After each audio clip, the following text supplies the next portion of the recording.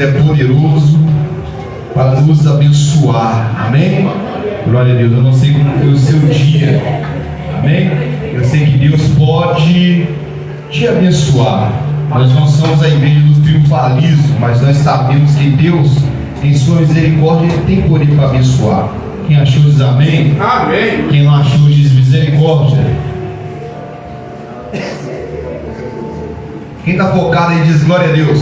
Glória a Deus. Aleluia. Tem que ter foco, amém, irmãos? Aleluia. Precisa ter uma anotação aqui, não sei se vai dar não, mas Deus vai dar vitória, amém? Quem achou diz glória a Deus. Glória a Deus. Leiamos capítulo, versículo 13 para a glória do Senhor. E indo Jesus para os lados de Cesareia de Filipe, perguntou aos seus discípulos: que diz o povo ser o Filho do Homem? Mais uma vez.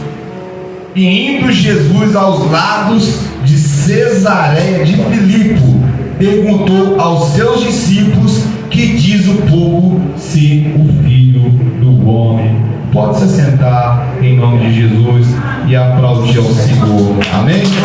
Glória a Deus. Aleluia. Aleluia, Deus. Nós lemos aqui, né? Mateus 16, versículo 13, a qual Jesus ele leva os seus discípulos para uma cidade chamada Cesareia de Filipe. E ali ele faz uma espécie de censo. Ele manda os seus discípulos perguntarem: quem sou eu? E ali os discípulos de Jesus eles saem a perguntarem numa cidade pagã, numa cidade que cultuava a outros deuses, perguntando quem era Jesus. Os discípulos voltam sem nenhuma resposta. Mas Jesus ele torna a perguntar no versículo 14, ele fala assim, aí Jesus torna a perguntar, e eles responderam: uns dizem João Batista, outros Elias, e outros Jeremias, e outros dos profetas. Mas vos, continuou ele, e que dizeis, quem sou eu? Jesus, depois de ouvir a resposta dos discípulos acerca do que o povo pagão pensava a respeito dele, que o povo pagão daquela época, eles tinham a lembrança da Torá, eles tinham a lembrança do Velho Testamento, talvez por vocação da mãe, do pai, do avô, eles lembraram de João Batista, eles lembraram de Jeremias, eles lembraram dos profetas do Antigo Testamento. Mas agora Jesus, ele não pergunta mais para eles fazerem um censo: quem sou eu? Ele pergunta para os seus discípulos: e vocês? O que vocês dizem? Quem eu sou? Essa pergunta muitas das vezes ela tem que ser perguntada. Quem é Cristo para você? Quem é Cristo para mim? Quem é Cristo para a cidade de Santa Luzia? Quem é Cristo para a igreja? Essa pergunta ela tem uma profundidade tão grande que ela pode mudar a sua vida a partir de hoje, se você souber dar a resposta através do Espírito Santo de Deus. O homem comum, o homem morto, o homem caído, o homem que não tem o Espírito Santo de Deus, jamais poderá responder a pergunta que Cristo perguntou para ele: quem sou eu? Jesus não estava tendo crise de existência, Jesus não estava em depressão, Jesus não queria ser aplaudido naquele momento. Ele faz essa pergunta para os seus 12 discípulos ali reunidos e pergunta: quem sou eu? A pergunta que eu quero fazer para você nesta noite: quem é Cristo para você? O que Jesus significa na sua vida? Qual é o princípio fundamental da sua vida? Como você tem encarado, como você tem tido Cristo para você? Você tem levado Jesus para sua casa como um amuleto?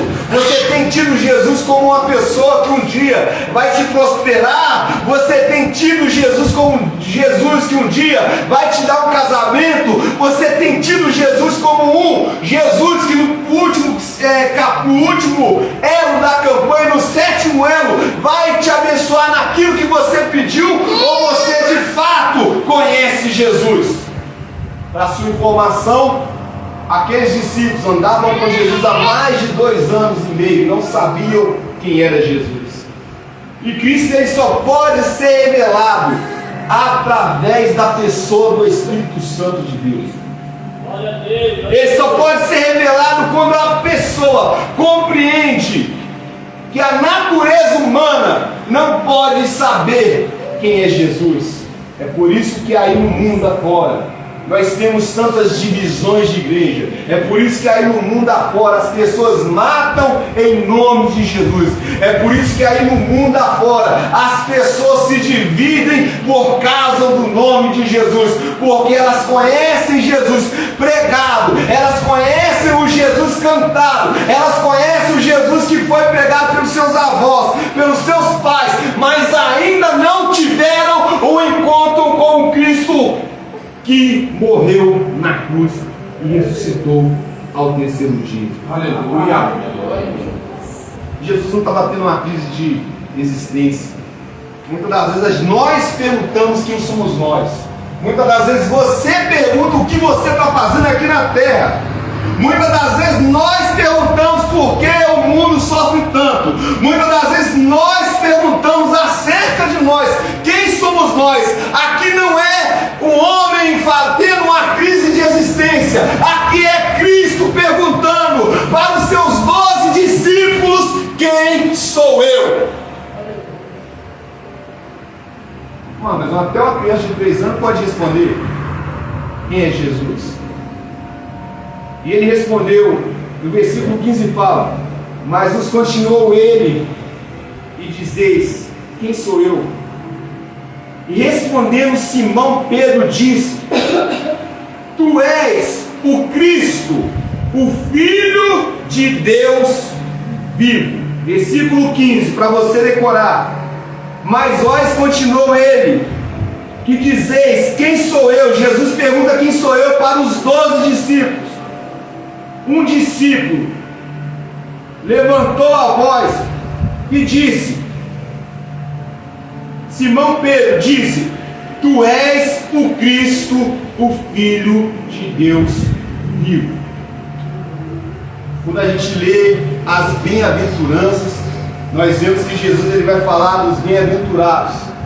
E Jesus, ele, através dessa resposta de Pedro, Jesus vai responder para Pedro desta maneira.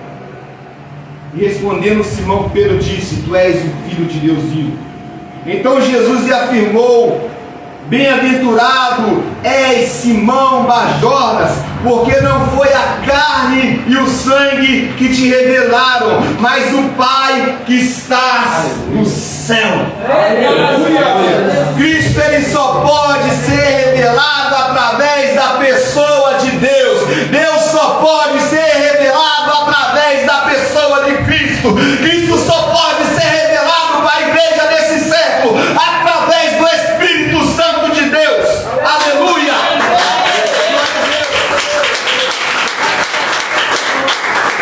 Ele foi chamado de bem-aventurado. Ele foi chamado de servo nessa hora, porque não foi o próprio Pedro que explanou do seu coração. Pedro não tirou essa frase de efeito porque ele quis, porque nessa hora Deus se manifesta através da vida de Pedro. Deus fala através da boca de Pedro para confirmar a presença do Deus vivo na terra. Aleluia! Não foi Pedro que quis dizer isso, meu irmão. A própria palavra do Senhor vai dizer, o próprio Cristo fala para o Pedro: Pedro, tu és bem-aventurado, Simão Barjonas, porque não foi carne e sangue que te revelou, mas foi o meu Pai que estás nos céus. Aleluia! As pessoas, quando são cheias de Deus, elas conseguem dar respostas que não têm, perguntas para que não há, para que não tem resposta. Tem muitas perguntas que nós nunca vamos ter respostas se nós olharmos pela ótica carnal, pela ótica filosófica, pela ótica da história. Mas quando nós somos cheios do poder de Deus, quando nós somos revelados pelo Espírito de Deus, nós conseguimos encontrar respostas aonde não há resposta. Versículo 17. Então Jesus, mais uma vez, Jesus afirmou: bem-aventurado é Simão Barjonas, porque não foi carne e sangue que te revelou, mas foi o meu Pai que estás no céu. E também eu vos digo, Pedro, que tu és Pedro, e sobre esta pedra edificarei a minha igreja, e as portas do inferno não prevalecerão contra ela. Mais uma vez, para ver se você consegue caminhar nessa pregação comigo. Também, Jesus disse: também eu vos digo, tu és Pedro. A palavra Pedro quer dizer pedra. Amém? Amém. Tu és Pedro, e sobre essa pedra edificarei a minha igreja, e as portas do quê? Do inferno não prevalecerão contra ela. Contra a igreja. Há 3 correntes dentro do cristianismo que falam sobre Pedro, sobre a pedra. E nós temos que usar, irmãos, nós temos que falar da nossa fé, não da fé das pessoas. Nós temos que falar daquilo que a gente crê, não daquilo que as pessoas lá fora crêem. Nós temos que levar isso aqui para um debate teológico sem lógica, porque a teologia muitas das vezes ela fere pessoas. Mas um dos debates teológicos que tem a respeito dessa pedra são 3 debates. Primeiro, os nossos irmãos católicos defendem que Pedro é a pedra, que ele é o primeiro Papa. Isso é fácil refutar, mas não caça refutar nenhum católico apostólico romano, que você vai perder o seu tempo. E se você pegar um padre, você vai tomar um couro, porque o camarada ele estuda 12 anos. Ele vai te enrolar, vai falar hebraico, vai falar grego, e você vai ficar bebendo água. Então não fique tentando debater teologia para quem quer debater. Teologia é para edificar, é para construir pontes, não é para destruir. Amém? A segunda tese que os cristãos protestantes carregam, uma das teses é que a conversão de Pedro é a parte principal desse texto. E a terceira tese, a terceira proposta que os teólogos debatem nesse texto é que Pedro, sendo pedra, ele é uma pequena pedra que Deus está levantando sobre a igreja. E é com essa base bíblica que eu me coloco a minha fé em Deus. Pedro não é o Papa, Pedro não é a pedra fundamental. Creio que através da conversão de Pedro, ele se sustentou ali para ser o líder da igreja.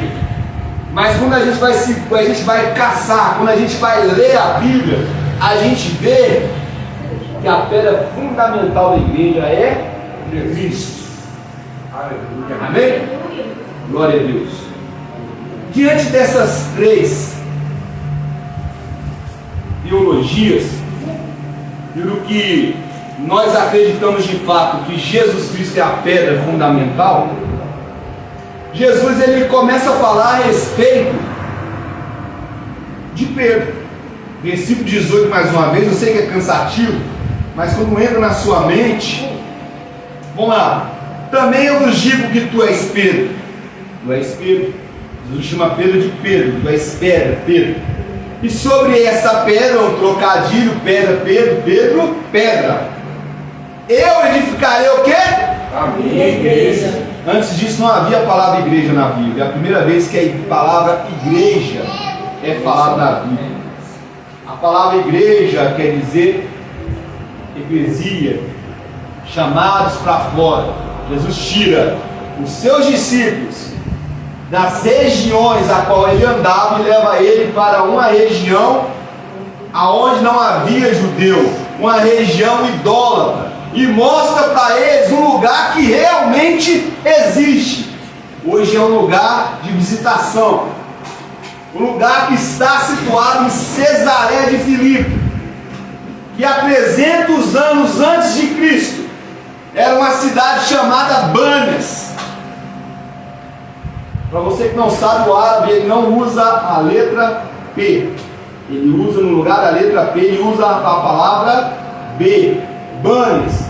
E havia ali uma caverna no Monte Hermon, que os gregos, quando conquistaram essa parte de Jerusalém, o norte de Jerusalém, eles trouxeram também a sua cultura grega, que é aquilo que a gente, quando a gente era criança, a gente via ali o Hércules. O Hércules tinha um inimigo, tinha ali os Zeus, tinha ali o Hades, tinha ali toda aquela filosofia grega. Essa filosofia, irmãos, ela foi traga para dentro do centro cultural daquela cidade. Para você que não sabe, até os romanos daquela época seguiam a filosofia grega. O mestre de Paulo, ele era grego, ele tinha filosofia grega. E para que você está falando isso, pastor Deus?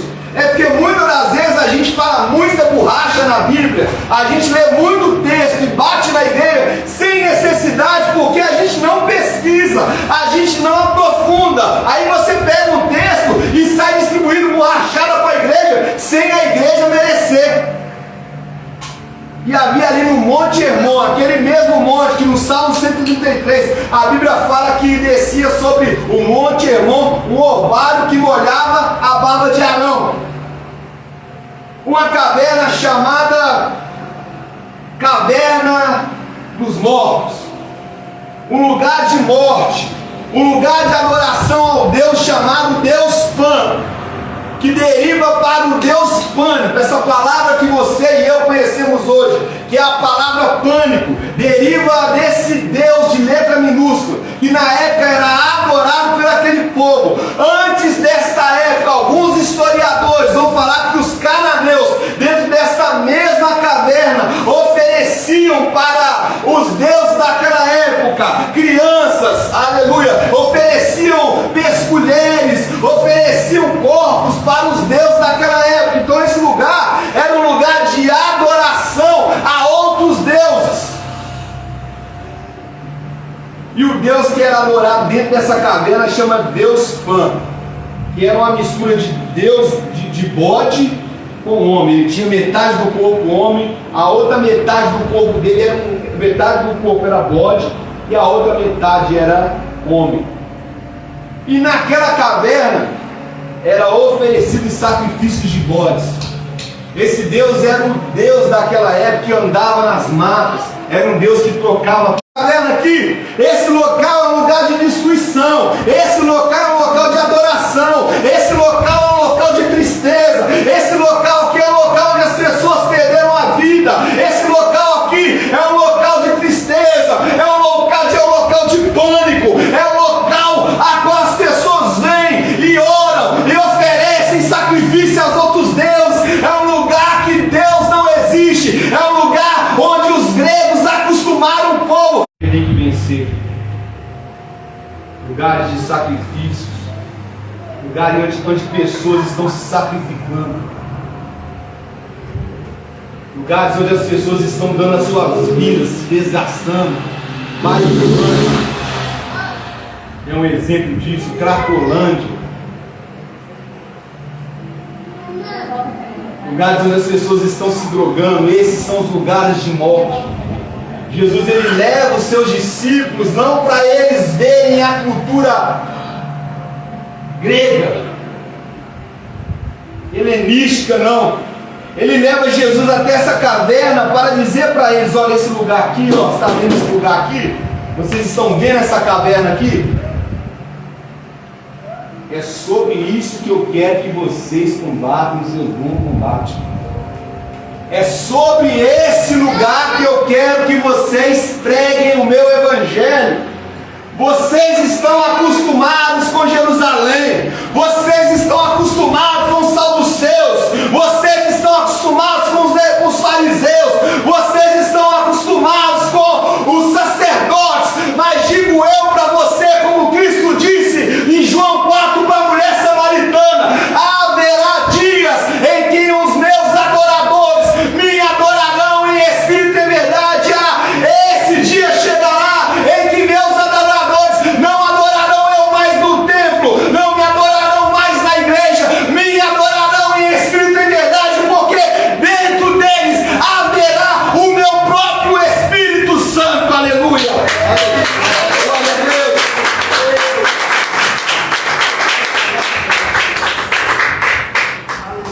através da convenção de Pedro, através da leitura que Pedro fez a respeito da pessoa do Deus vivo que estava ali, o Cristo Jesus, começa a ser fundada a igreja primitiva. Nessa hora Deus levanta um líder que haveria de ter erros. Na peregrinação de Pedro, Pedro erra. Na peregrinação de Pedro, na caminhada de Pedro, ele comete erros. Quando nós lemos o Evangelho de Mateus, você vai ver que o próprio Pedro abaixo, ele conspira contra a crucificação de Jesus. Ele fala: não, Jesus, tu não vai para Jerusalém ser morto, não. Jesus vira para Pedro e fala: apartai-vos de mim, diabo, Satanás. Ou seja, o mesmo homem que foi cheio do poder de Deus e reconheceu Cristo como Salvador, ele erra depois.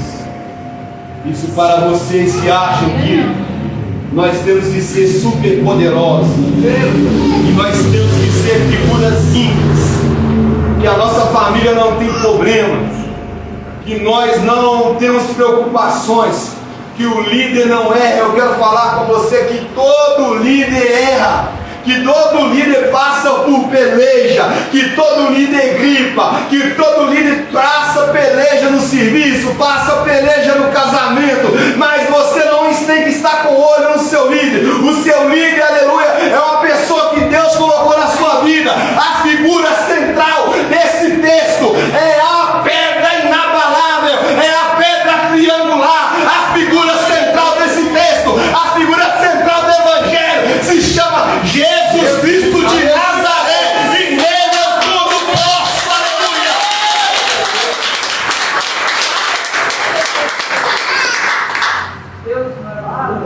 Existia uma cultura naquela época, uma cultura helenista. Todos nós temos uma cultura. Todos nós trazemos de nossos familiares, de nossos ancestrais, algum tipo de cultura. E Jesus, irmãos, ele não vai olhar para aquela cultura e vai combater a cultura. Ele vai olhar para as pessoas e vai querer mudar as pessoas. A preocupação central do Evangelho não é combater cultura, não é o nacionalismo, não é o imperialismo. A preocupação de Jesus é mudar vidas. Se a sua vida for mudada, logo a vida da sua família será mudada também.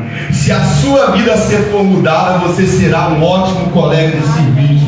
Se a sua vida for mudada, se você conhecer o Cristo reto, se você conhecer o verdadeiro Cristo, você vai saber conduzir bem a sua família. Se você saber o Cristo que você serve, se de você proceder, se da sua boca você reconhecer que Cristo é o Salvador, se você a partir de hoje dobrar os seus joelhos e falar como Pedro falou: tu és o Cristo de Deus, Deus não só vai mudar a sua vida, vai mudar a vida da sua família, vai mudar a vida da sua cidade, porque quando um homem e uma mulher se converte a Cristo, outras pessoas também são alcançadas pelo Evangelho, porque o Evangelho, ele é o Evangelho que através de vidas, ele busca outras vidas, aleluia. Um lugar deplorável, você pode dar um Google lá, cidade de Cesareia de Filipe, pesquisa no Google. Você que é adolescente, você que é criança, gosta de ficar perdendo tempo com coisas vãs, pesquisa lá, cidade de Cesareia de Filipe, as portas do inferno não prevalecerão contra a igreja. Você vai ver a história contada. Esse lugar hoje é um lugar turístico. E os historiadores cada dia descobrem mais coisas que favorecem as escrituras bíblicas. Você vai ver que esse lugar está ali entre Israel, o norte de Israel, a Síria e o Líbano. É um local de visitação. E realmente, irmãos, esse local virou um lugar de visitação. O inferno passou.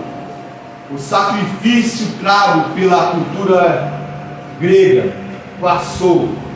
Só que hoje o nosso desafio como igreja são outros desafios.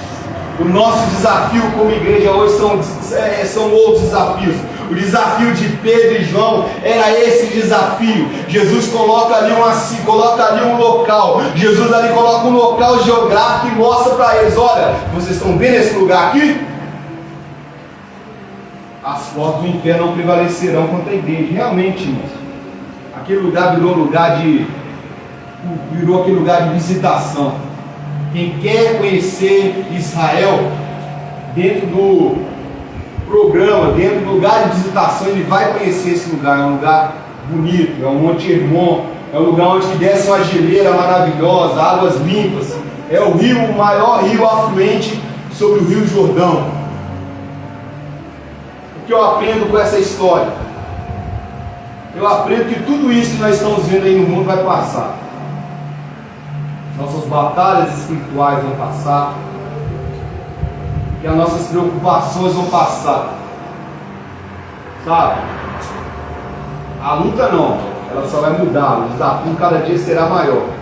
Mas o que você está passando hoje, nada é diante do tamanho do nosso Deus.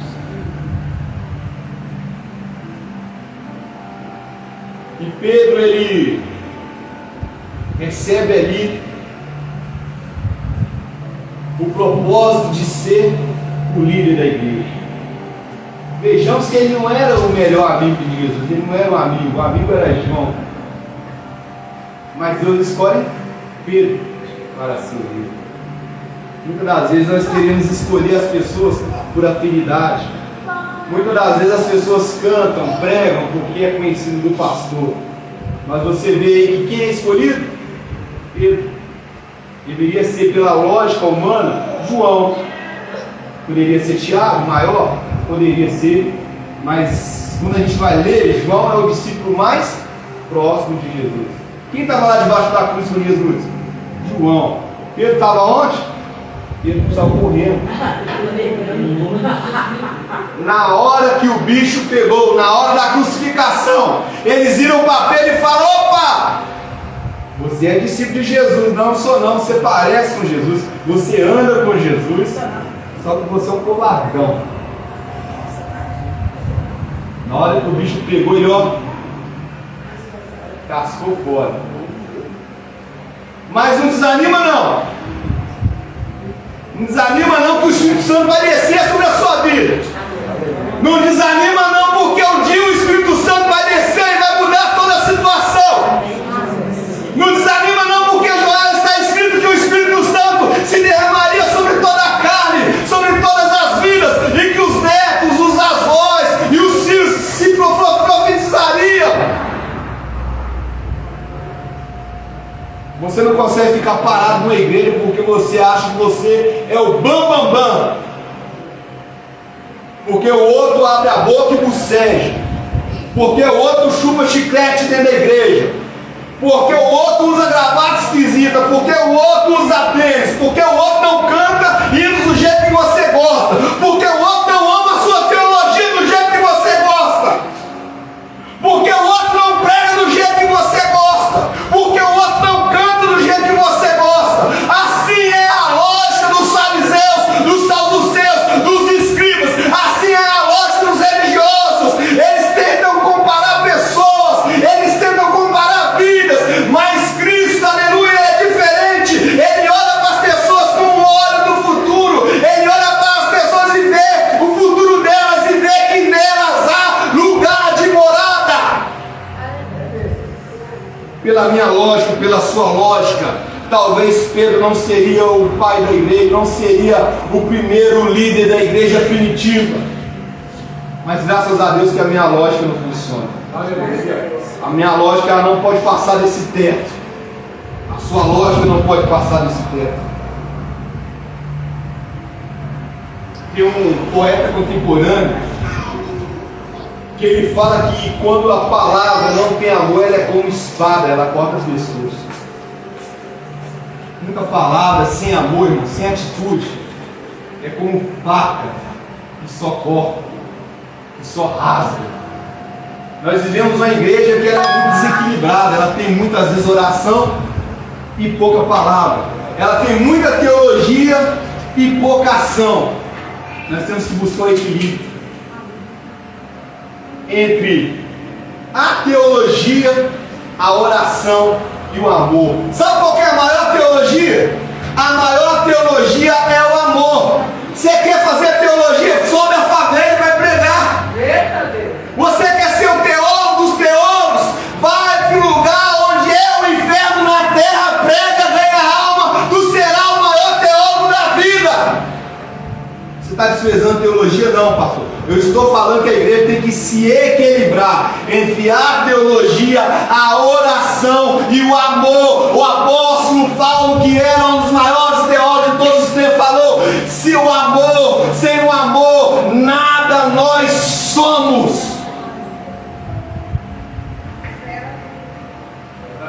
Jesus vira para Pedro e fala: Pedro, tu és pedra, e sobre essa pedra edificaria a igreja. Tu és pedra, meu irmão. Tu és uma pequena pedra. Eu sou uma pequena pedra.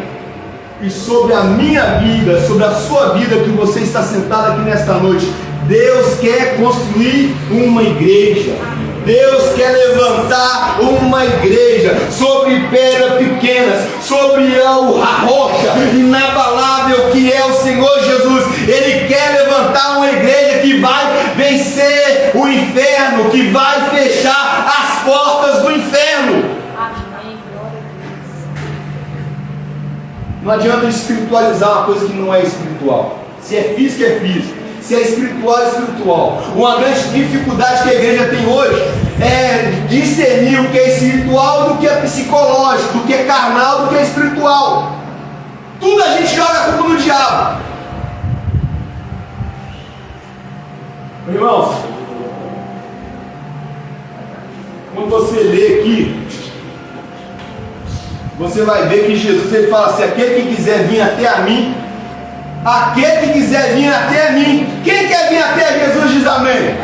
Quem quer caminhar com Jesus diz aleluia. Toma a sua cruz, coloque nas tuas costas e me siga.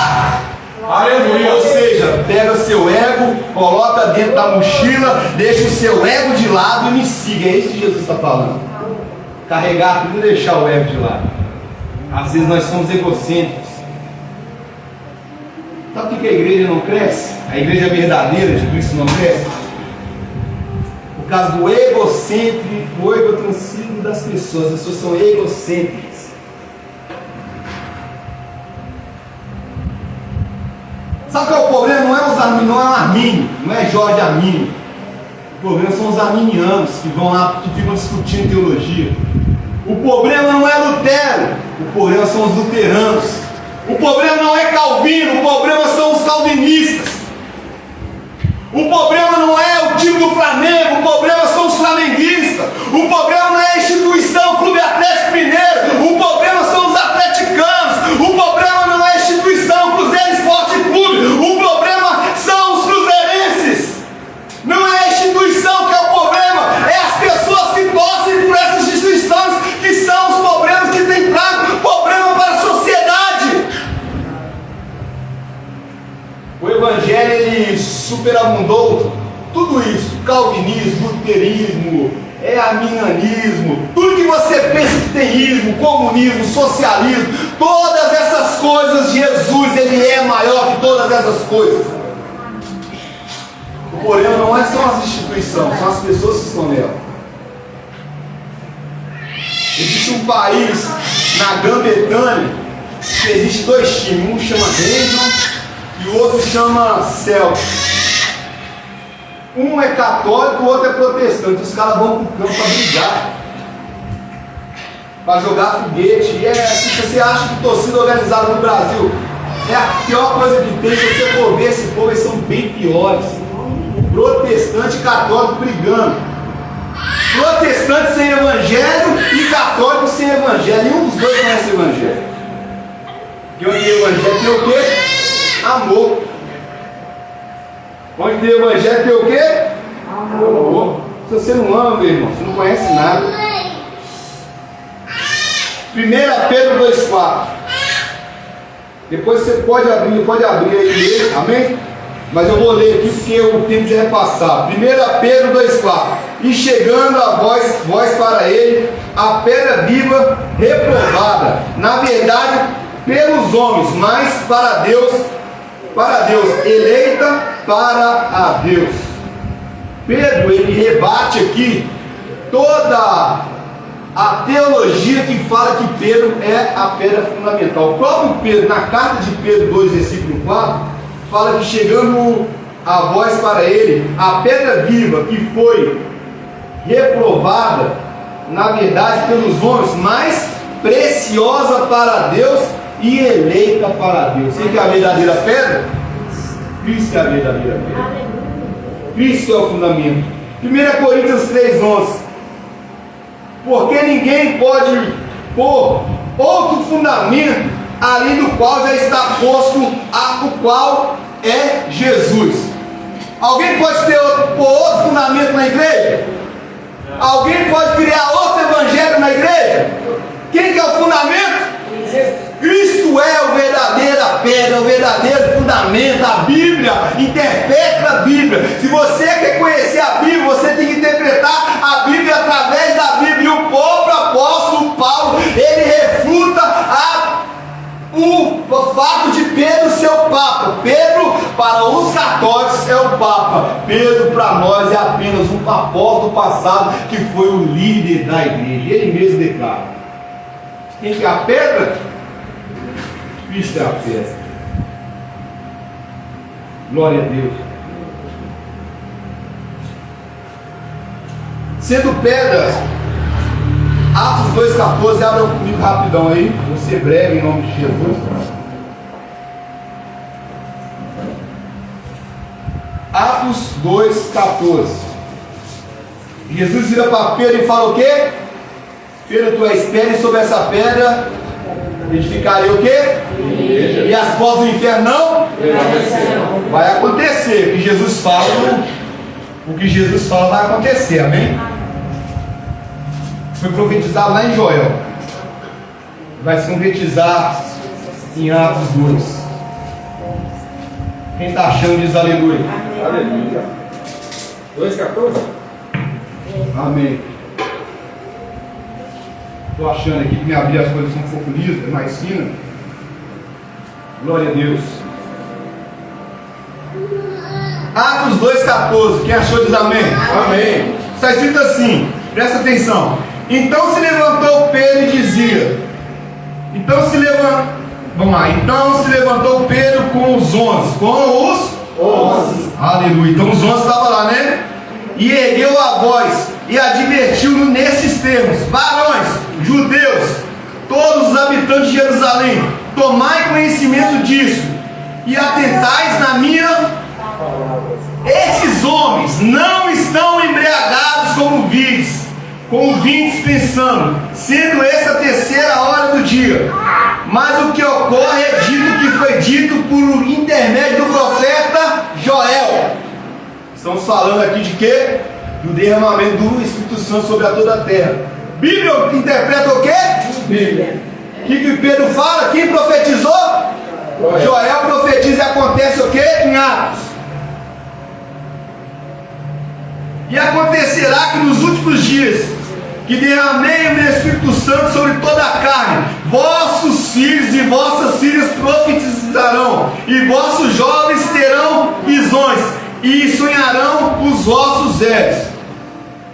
Até sobre os vossos servos e sobre as vossas servas derramarei o meu Espírito naquele dia. Profetizarão. Mostrarei prodígios em cima dos céus e sinais embaixo da terra: sangue, fogo, vapor e fumaça. O sol se converterá em trevas e a luz sangue, antes que venha o grande dia do Senhor. E acontecerá que todo aquele que invocar o nome do Senhor será salvo. Todo aquele que invocar o nome do Senhor será salvo. Todo aquele que invocar o nome do Senhor será salvo. O Espírito Santo é derramado para a salvação da igreja. Aleluia! Quer ser salvo? Você quer ser salvo? Invoque o nome do Senhor. Aquele povo judeu puro achou que aqueles gentios estavam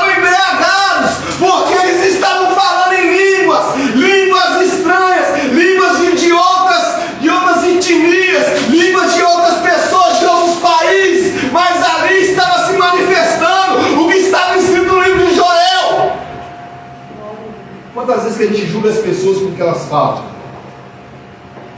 A igreja julga muito. Vou contar uma coisa que eu julguei aqui na igreja, que é a minha própria mãe.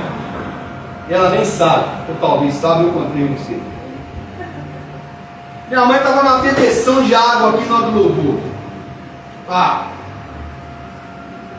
Aí o Davidson Pedro, com o coração cheio de eu, querendo chegar para ela e falar: ô, na hora do louvor, toma menos água, veio, não sei o que, tá?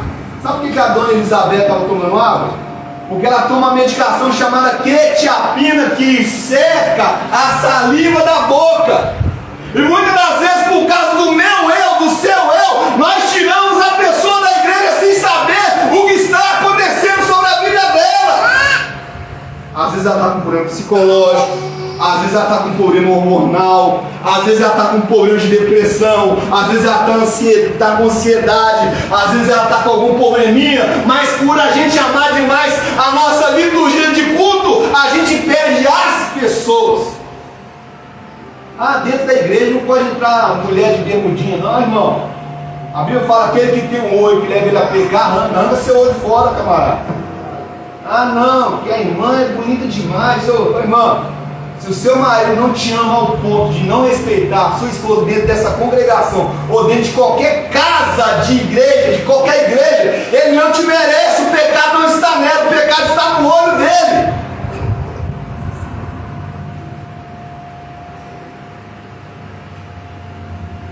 A salvação para alguém? Para a igreja evangélica? Não. A igreja evangélica ela expulsa. A Bíblia está falando aqui que todo aquele que invocar o nome do Senhor será salvo, meu querido. O mesmo versículo que fala que ficarão de fora, coloca um tanto de categoria: ficarão de fora os cães, ficarão de fora os feiticeiros, ficarão de fora os afeminados, ficarão de fora os maldizentes, ficarão de fora os cães. Sabe o que é cão? Cão é todo aquele que não aguenta conviver em sociedade, é aquela pessoa sem escrúpulo, é aquela pessoa maldizente, é aquela pessoa que odeia todo mundo. Sabe o que é cão? Cão naquela época não era domesticado, não chegava na cidade, um amatilho de cães, eles acabavam com lavouras, eles acabaram com as plantações, eles acabaram com o estoque de tudo. É por isso que o apóstolo Paulo vai dizer que ficarão de fora os cães. Talvez você é um cão dentro da sua casa e não sabe. Talvez você é um cão dentro do seu serviço e não sabe. Talvez você é um cão dentro da sua comunidade de fé e não sabe. Então você vai ficar de fora.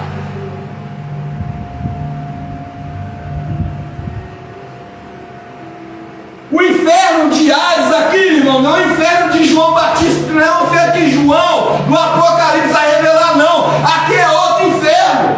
Jesus está descrevendo esse inferno aqui, mostrando que a gente tem que combater esse inferno. Mas começa dentro da sua casa, porque dentro da sua casa você é um demônio. Dentro da sua casa você é um verdadeiro fariseu. O Arlen pregou sobre a família essa semana aqui. O que você fez para melhorar a sua família? A igreja brasileira quer salvar o Brasil. A igreja brasileira quer cantar pneu, hino nacional para pneu em praça pública. A igreja brasileira ela quer acusar que tudo que acontece no país de errado é culpa do comunismo que não existe, é culpa da esquerda. Mas ela esquece de examinar a si mesma e olhar para a família. Quem separa casal, irmão, é o nosso comportamento. Quem separa casal não é a Rede Globo, meu filho. Para de jogar tudo na Rede Globo. Nossa, você viu a Rede Globo? Não sei o que. Não, irmão. Jesus fala aqui: se você tem um olho que te leva a pecar, não. Para que você está vendo Rede Globo? Nossa, na rede social, não vejo a Rede Globo. Aí chega na hora da novela, ela tá com a pipoquinha. Nossa, viu? Viu todas as vezes, até comendo com garfo, né? Aí bate o garfo no nariz, bate no olho e fala assim: é sacanagem, você está tão distraído com a Rede Globo que você não está vendo, nem que você está enfiando o garfo no seu olho. Eu não quero ser legalista sobre a sua vida, não, meu. Você pode ver Rede Globo, SBT, History Chain, você pode ver o que você quiser, quem tem que se examinar é você mesmo. Eu só não quero que você culpe a Rede Globo pelas mazelas que acontecem na sua vida. Eu só não quero que você culpe a direita, a esquerda, o capitalismo, o socialismo, qualquer ismo que tiver por causa da sua crise de resistência que você está tendo. A responsabilidade é sua, a sua vida é sua, é você que tem que combater o seu bom combate, não sou eu. Mas o meu filho, ele está me dando um trabalho danado, eu vou sair da igreja. Seu filho vai continuar dando trabalho em você fora da igreja. Aí você fala assim, nossa, o menino deve ser novinho, né? 25 anos, 26, 33 anos, meu filhinho, 21 anos, meu filho, meu jovem, minha irmã, meu irmão, seu filho já era para estar trabalhando há muito tempo. Já era para estar carregando pedra há muito tempo. Já era para estar ralando há muito tempo. Enquanto você colocar a mão e passar a mão sobre a cabeça dele, ele vai ser um menininho de 30 anos morando com você, tirando a sua liberdade e nunca vai ter autonomia, porque ele é o seu filhinho. Trata homem como homem. Geração fraca. A geração que Eduardo cresceu era a geração que queria trabalhar na obra, não é verdade, pastor? Não sei se vocês tiveram essa geração, eu passei por essa geração. Eu e o Ar caçando emprego, os irmãos que falavam 2 línguas estranhas e davam 3 piruetas. Eu quero viver de obra. Eu não conheci o Eliezer na época, eu ia pedir para ele arrumar um trampo lá na obra dele. Pediu ao Adalberto, o irmão quer trabalhar na obra, coloca ele de servente de pedreiro, porque ele quer trabalhar na obra. A obra é grande, aleluia! Quer trabalhar na obra? Todo mundo quer viver de obra. Mas não é todo mundo que é chamado, não, meu irmão. O apóstolo Paulo, deixa eu te contar uma coisa, o apóstolo Paulo em Atos, o capítulo eu não sei, mas eu sei que ele estava com Priscila e Átila. Ele chegou na cidade, ele estava sob provisão. Sabe qual era a profissão do apóstolo Paulo? Construtor de tendas. Ele para na cidade e constrói tendas, barracas. Amém? E todo mundo quer viver de obra, pastor Douglas. Todo mundo quer ter um benefício. Vocês, na maioria das vezes, são vistos como números. A Thaís, quanto será que a Thaís ganha? 10%, 13º, Pisipazep, 10%, Marcelo, quanto será que o Marcelo ganha? Eu quero os 10% dele. Opa, o irmão está andando de Volvo, o irmão está andando de Mercedes, que é ônibus, pegando ônibus todo dia de manhã, cedinho, o pastor andando de Toyota, o pastor andando com um carro de 130 mil nas costas da igreja, e a igreja lá olhando e falando, glória a Deus, o meu pastor é muito bom, aleluia, vamos meu pastor. Vocês amam porque vocês não conhecem a Bíblia.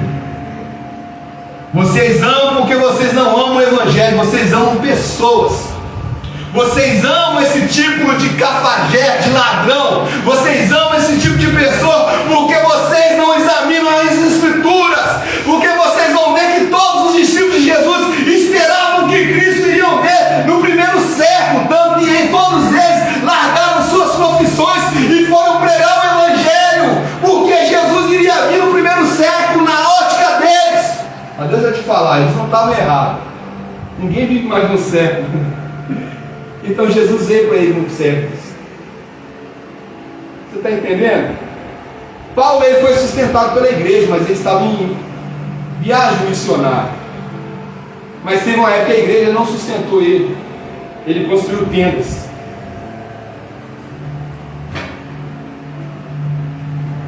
Eu oro, pastor Douglas, eu oro, missionário Eliezer, para que a nossa igreja seja uma igreja obcecada pela palavra de Deus.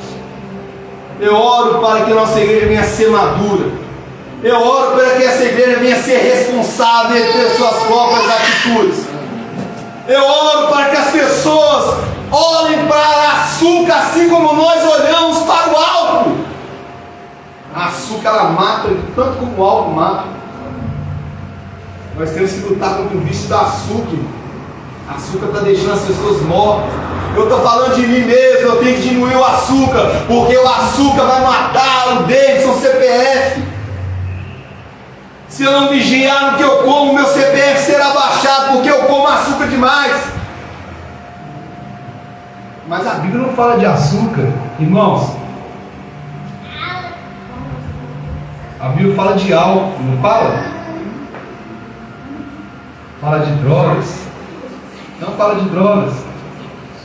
A Bíblia não vai falar dessa droga que chama K9, que está invadindo os presídios e matando jovens, não. Mas a Bíblia fala que tudo é lícito, mas em tudo me. Assuma a sua responsabilidade, fique de pé em nome de Jesus. Qual é o inferno que a igreja vai vencer? A pergunta que eu faço para você: qual é a igreja que vai vencer o inferno? É você? Quem vai vencer o inferno aqui diz amém. Amém. Quem vai fechar as portas do inferno diz aleluia. Aleluia. Quem